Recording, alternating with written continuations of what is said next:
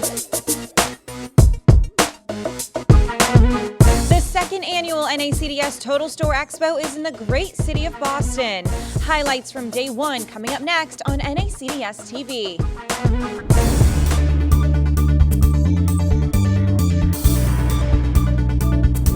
The dialogue of a trillion-dollar industry begins at the premier event for retailers and manufacturers from the largest brands in the world. Hi everybody, I'm Sarah Solomon with NACDS-TV, and I want to welcome you to what is expected to be a heavy-hitting week in Boston. The collaboration to spark new business starts here at Meet the Market. This is where manufacturers and retailers introduce new, innovative products during pre-arranged appointments. NACDS-TV's Rhonda Craig is in the middle of the action. Rhonda? Thanks, Sarah. Now it looks like speed dating, only everyone here is talking business. Retailers and exhibitors only have 10 minutes to discuss new products and new programs. There are more than 8,000 pre-booked appointments for this year's Meet the Market. The appointments are organized by product category. Manufacturers had just 8 minutes to sell the credibility of their company to these big-name retailers, and just 2 minutes to get to their next appointment. I caught up with a few of those manufacturers and retailers to discuss the benefits of the forum. I love this forum because a lot of times you find you get surprised by some of the mid to smaller suppliers that maybe you wouldn't have had an appointment with on the floor, and you find some niche things. For us, it's very beneficial because Bentonville's in Arkansas, where we're based, is not the easiest place to get to.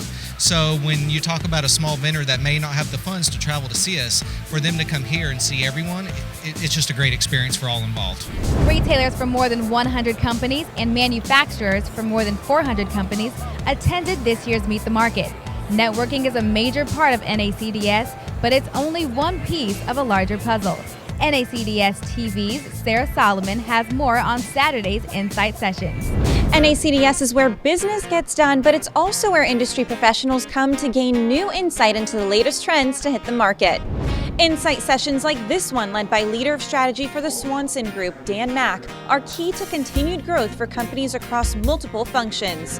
Mack shared strategies for success to win what he refers to as dark horse firms. A dark horse firm is a firm that nobody expects to win. They're smaller resourced. They're not resourced as well as other organizations. They're emerging. They're way under the radar screen, but they sneak up and they win. Brands like Tom's Shoes, Carmex, and Purell are all exemplary companies that have mastered their identity and aligned their values to create aspirational solutions that build consumer loyalty. The biggest piece of advice: don't just be the best at what you do, be the only one that can do what you do.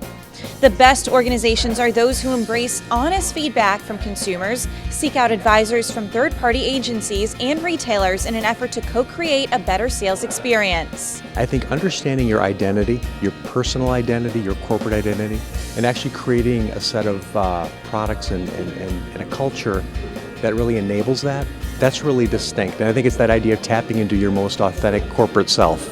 Because if you can do that, first of all, you're believable because you're not telling somebody else's story, and you're distinct. And I think really tapping into that distinctness is really the key. The always popular Meet the Retailers program is where manufacturers can get direct access into the minds of key retailers to understand how they can implement products that fit their vision.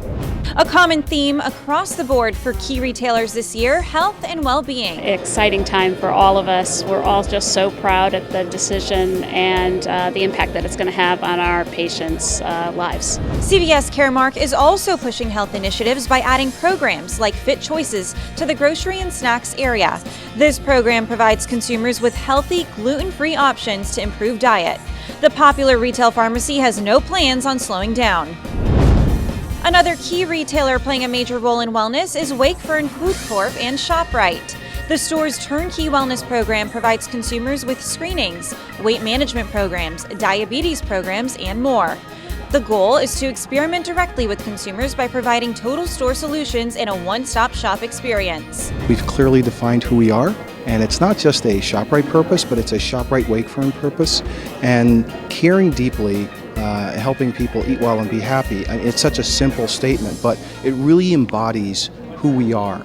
and it kind of takes the item and price discussion out of it, and it really goes back to helping the community and helping the community with choices, because today communities are faced with many challenges, whether it's income, you have SNAP, you have loss of employment, and we want to be the place that the neighborhood can come to and find solutions and not feel like they're spending more than they should to help their families eat. With 8,300 stores in the U.S. alone, 7-Eleven is also keeping up with the times. The popular convenience store is seeing a boost in millennials, Hispanics, and women shoppers as the store shifts to meet new consumer wellness behaviors.